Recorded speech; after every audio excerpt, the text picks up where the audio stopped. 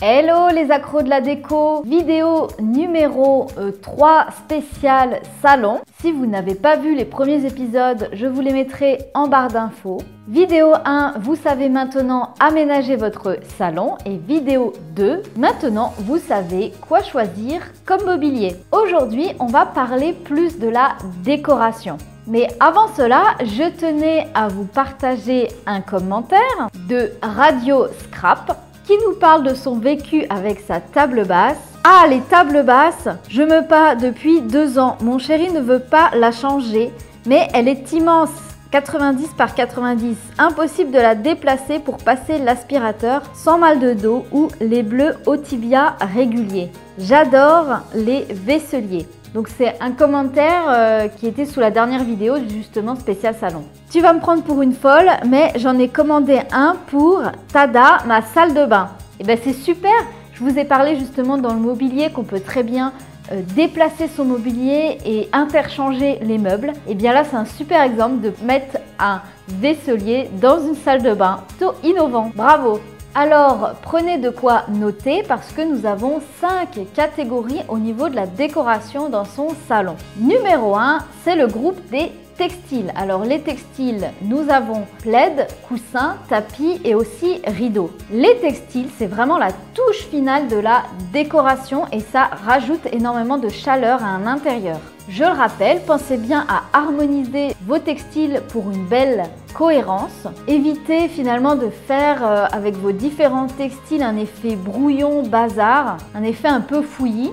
Et je vous invite à prendre des textiles résistants, faciles d'entretien. Catégorie numéro 2, ce sont les luminaires. Alors bien souvent dans un salon, on a une suspension. Donc n'hésitez pas à ajouter un joli lustre, une jolie suspension d'ambiance pour justement tamiser la lumière. Vous pouvez installer des appliques lumineuses et en plus ce qui est bien aujourd'hui c'est qu'on n'est pas obligé d'avoir une arrivée électrique. Vous pouvez très bien prendre une applique lumineuse avec une prise. Ce que j'aime bien aussi ce sont les lampes que vous pouvez balader partout et ce qui est bien c'est qu'il y en a par exemple multicolores, ça vous permet de changer de couleur dans votre salon. Pensez aux lampes à poser, aux lampadaires, aux liseuses, c'est pratique et en plus esthétique. Et enfin les petits luminaires, nous avons les guirlandes lumineuses, les bougies, les photophores ou encore les chandeliers. Et aussi les lanternes, ça fait vraiment un effet de décoration. Aujourd'hui on a énormément de choix au niveau des lanternes, à LED, à pile, il y a vraiment beaucoup de choix aujourd'hui.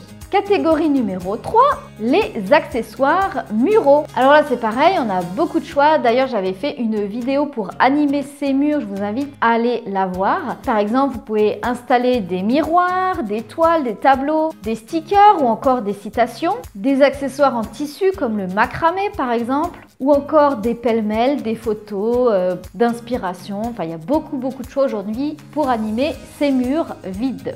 La catégorie numéro 4, ce sont les accessoires à poser. Alors, comme les vases, les plateaux ou encore les corbeilles, tout ce qui est statues ou figurines, les livres, les magazines, les carnets, les lettrages, les globes, les animaux, même les boîtes de rangement deviennent des éléments de décoration. D'ailleurs, une astuce que j'adore faire, c'est d'utiliser des plateaux pour installer de la décoration dessus. Pourquoi c'est pratique? Parce qu'on peut déplacer la décoration facilement, ça vous fait un effet professionnel qui est plutôt sympa et ça vous donne un aspect un peu plus rangé à la maison. Et si vous avez besoin de l'espace par exemple sur la table basse, vous pouvez simplement déplacer le plateau et vous avez votre plateau vide. Et enfin, catégorie numéro 5, vous l'avez deviné ou pas?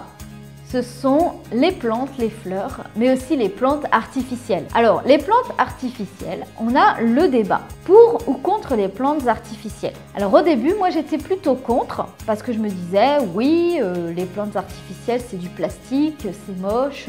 On pense tout de suite aux vieux bouquets en plastique qu'on avait chez la grand-mère. Mais aujourd'hui, on a des plantes artificielles qui sont très réussies. Si on n'a vraiment pas la main verte, si on est toujours en déplacement, si on travaille des heures, qu'on n'est pas à la maison et qu'on ne peut pas entretenir nos plantes, les vraies plantes, elles vont mourir très vite. Donc les plantes artificielles, pour ajouter cette petite touche de verdure, sincèrement, ça peut être une excellente solution. Il y a aussi tout ce qui est plantes séchées, tout ce qui est branchage, ça peut être une super idée. Mais bien évidemment, rien ne remplace une vraie belle plante en bonne santé, comme celle-ci là qui est juste derrière moi. D'ailleurs, je viens de m'en rendre compte, mais en fait, j'ai une plante artificielle ici effet faux buis et aussi deux vraies petites plantes qui poussent tranquillement, qui n'ont pas besoin de beaucoup d'eau, beaucoup d'entretien. Ça fait vraiment ce côté verdure et cette petite touche de décoration. Finalement, je vous invite à rajouter du vivant dans votre intérieur. Je parlais de branchage, mais ça peut être aussi de réaliser des coupes, des corbeilles de fruits,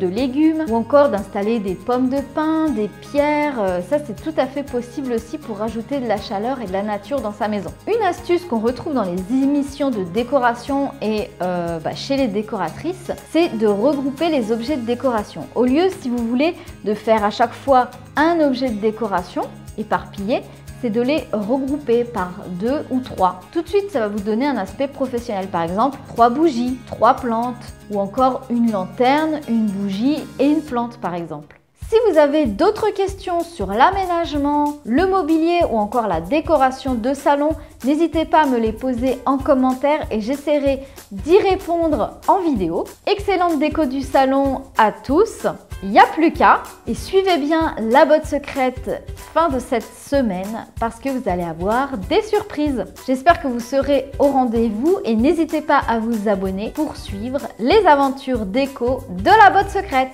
À bientôt!